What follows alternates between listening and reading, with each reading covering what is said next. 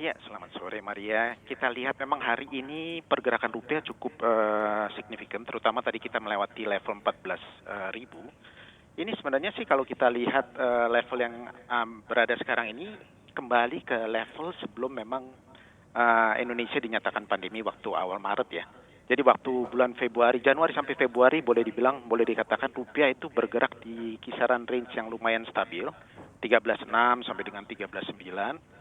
Bahkan kalau Mhm. dilihat pembukaan tahun ini, kita berada di level lebih tinggi daripada closing hari ini. Ya. Eh, ad- jadi boleh dibilang memang ini semua merupakan faktor yang memang positif di pasar. Bahkan Mhm. kalau kita lihat dari awal pembukaan hari ini pun kita melihat flow yang kita lihat beberapa minggu terakhir ini tidak ada dari investor asing. Banyak sekali kita lihat terutama masuk ke pasar obligasi begitu. Mhm. Kalau dilihat sebenarnya apa saja sih yang membuat rupiah ini secara fundamental nih under value begitu Pak Birger begitu, dan kira-kira apakah terbuka ruang penguatan misalnya mencapai 13,5 atau 13.000 begitu ya untuk nilai tukar rupiah kita ke depannya?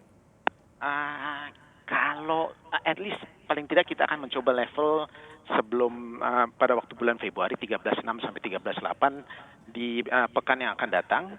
Tapi memang interest yang kita lihat besar itu harusnya datang dari inflow yang masuk ke pasar obligasi, terutama obligasi benchmark yang dikeluarkan oleh Departemen Keuangan.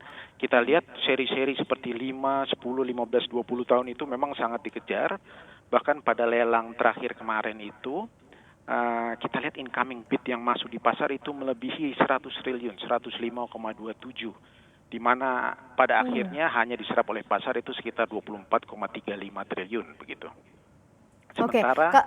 Mhm. Baik. sementara yang asing masuk, yang awarded bid pada waktu lelang kemarin itu di bawah 20%. Jadi kita lihat sangat kecil porsi mereka.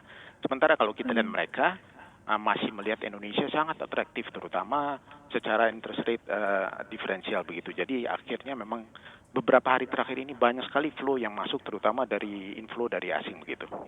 Ini sifatnya akan lebih ke short ataukah ke medium, ataukah memang sebenarnya opportunity-nya sudah dilihat oleh asing nih? Karena memang cukup kencang sekali masuk ke pasar surat berharga, terutama saham pun juga sama. Apakah memang Indonesia ini terlihat semenarik itu untuk dilihat saat ini sampai dengan jangka periode yang cukup panjang nih Pak Birker? Kalau dibilang begitu sih, Indonesia dari dulu has always been the darling gitu dari emerging Mhm. markets, terutama di obligasi maupun pasar saham. Pasar saham kita terus terang belum kembali lagi ke level 5.000, dan Mhm. mungkin itu kita akan lihat di minggu depan. Masih lagging dibandingkan juga apresiasi yang ada di dolar rupiah. Jadi harusnya minggu depan adalah minggu yang menarik, tapi kita sebelum sampai ke minggu depan kita harus tutup dulu minggu ini, terutama nanti malam. Ya. Ini merupakan data yang penting juga akan keluar dari job data. Job data di Amerika kan kita lihat waktu bulan lalu itu non-farm payroll itu melebihi 20 juta. Itu suatu Mhm. angka fantastis yang memang merupakan salah satu sejarah sebelum waktu tahun 1900-an awal, bahwa Amerika itu unemployment-nya mencapai dead level begitu.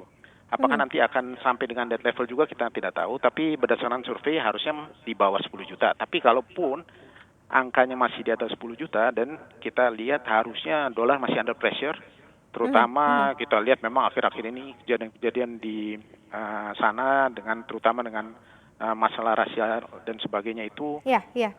itu sangat ini sih, sangat mendorong outflow dari sana yang masuk ke emerging market begitu. Kalau